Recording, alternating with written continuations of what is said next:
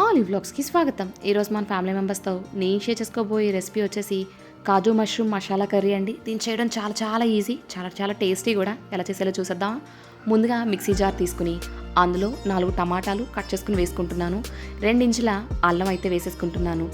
అలాగే 4 పచ్చిమిరపకాయలు ఇలా కట్ చేసుకుని వేసుకుంటున్నానండి.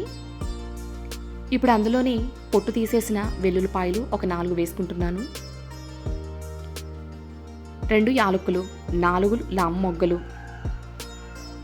ఒక పావు స్పూను మిరియాలండి. అలాగే ఒక పావు గంట సేపు నానబెట్టుకున్న జీడిపప్పు నీళ్లు వంచేసుకుని జీడిపప్పు మాత్రం వేసుకుంటున్నాను. అలాగే ఒక పావు కప్పు మీగడ పెరుగండి, ఇది కూడా వేసేసుకుని ఒక 2 ఎండుమిరపకాయలు కట్ చేసుకుని వేసేసుకుందాం. వీటన్నిటినీ కూడా మనం మెత్తగా మిక్సీ అయితే పట్టేద్దామండి. చూడండి, మిక్సీ పడితే ఇలా ఉంది. చూడండి, చాలా స్మూత్గా అయితే మిక్సీ పట్టేశాను. ఇప్పుడు దీన్ని పక్కన పెట్టేసుకుందాం. ఇప్పుడు స్టవ్ వెలిగించుకుని బాండి పెట్టుకుని అందులోని ఒక పావు కప్పు నూనె అయితే వేసుకుంటున్నాను. ఇక్కడ కొంచెం నూనె ఎక్కువే వేసుకుంటున్నాను, కానీ రెసిపీ టేస్ట్ అయితే బాగుంటుంది కదా. అందులోని అరకప్పు జీడిపప్పు అయితే వేసుకుని ఒక 50% వేగేదాకా వేపుకుందామండి. 50% వేగిన తర్వాత మనం ముందుగా కట్ చేసి పెట్టుకున్న మష్రూమ్స్ అయితే వేసేద్దాం. నేను టిప్ అడిగానండి ఎవరినైనా. నేనైతే మామూలుగా పైన ఉన్నది చాక్తో తీసేస్తూ ఉంటాను. ఇంకా ఈజీ ప్రాసెస్ ఎవరికైనా తెలిస్తే దయచేసి కామెంట్ సెక్షన్లో కామెంట్ చేయండి. చూడండి, ఈ మష్రూమ్ కూడా వేసేసుకుని ఒక 5 నిమిషాలు మీడియం ఫ్లేమ్ మీద వేపుకుందాం. బాగా ఎక్కువగా వేపేస్తే మష్రూమ్ అంత టేస్టీగా ఉండదు. సో లైట్గా వేపుకుంటే సరిపోతుంది. ఇప్పుడు మన జీడిపప్పు గోల్డెన్ కలర్ వచ్చేస్తే మనం ఈ మష్రూమ్స్ అయితే తీసి పక్కన పెట్టేసుకోవచ్చు. చూడండి, గోల్డెన్ కలర్ అయితే వచ్చేసింది కదా జీడిపప్పు. ఇప్పుడు వాటిని పక్కకు తీసేసుకుందాం. మీలో ఎవరైనా కొత్తగా వ్యూ చేస్తుంటే లైక్ చేయండి, షేర్ చేయండి, సబ్స్క్రైబ్ చేసుకోండి, పక్కనే ఉన్న బెల్ ఐకాన్ని నొక్కండి. చూసారా, ఇలా మొత్తం తీసేసుకున్న తర్వాత అదే ఆయిల్లో 1 కప్పు ఆనియన్స్ అయితే వేసేసుకుంటున్నానండి. వీటిని బాగా చిన్నగా తురుముకున్నాను నేనైతేని. సో ఇవి మనకి గోల్డెన్ కలర్ రావాలి, అంత బాగా ఫ్రై చేసుకోవాలి.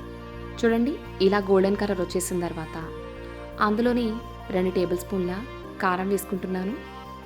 ఒక పావు స్పూను పసుపు, 1/2 స్పూను గరం మసాలా, ఒక 1/2 స్పూను ధనియాల పొడి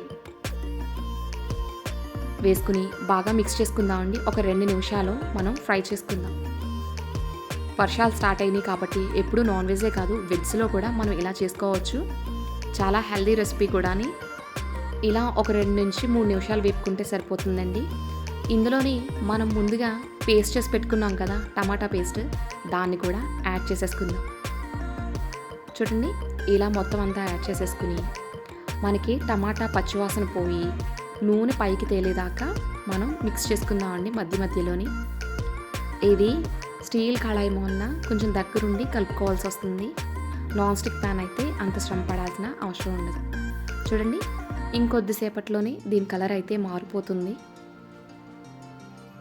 ఒక 5 మినిట్స్ తర్వాత చూస్తే ఇలా ఉంది. చూడండి, నూనె అయితే పైకి తేలుతుంది కదా. ఇప్పుడు అందులోని 1.5 కప్పు వాటర్ అయితే వేసుకుంటున్నాను.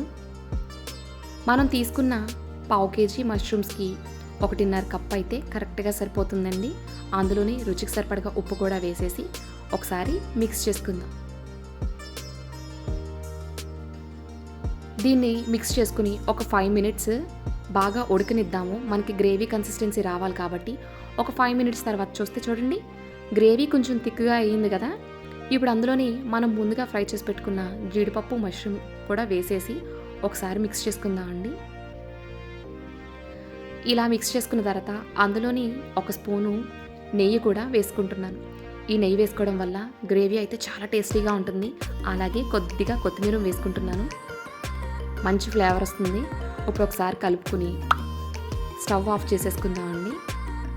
స్టవ్ ఆఫ్ చేసుకుని 1 నిమిషం ఆగిన తర్వాత మనం ఒక అరచెక్క నిమ్మరసాన్ని అయితే పిండుకుందాము. వేడి దాని మీద వేడివేడిగా పిండేస్తే కొంచెం చిరుచేది వస్తుందండి. స్టవ్ ఆఫ్ చేసి 1 నిమిషం తర్వాత మనం ఒక అరచెక్క నిమ్మరసాన్ని అయితే పిండుకుందాం. సో నిమ్మరసం పిండుకున్న తర్వాత మళ్ళీ ఒకసారి కలుపుకుని మనం సర్వ్ చేసుకోవడమే. ఇది రైస్లోకి, రోటీలోకి, చపాతీలోకి, నాన్, బటర్ నాన్ దేంట్లోకైనా చాలా బాగుంటుందండి. తప్పకుండా ట్రై చేయండి. Thank you for watching my video.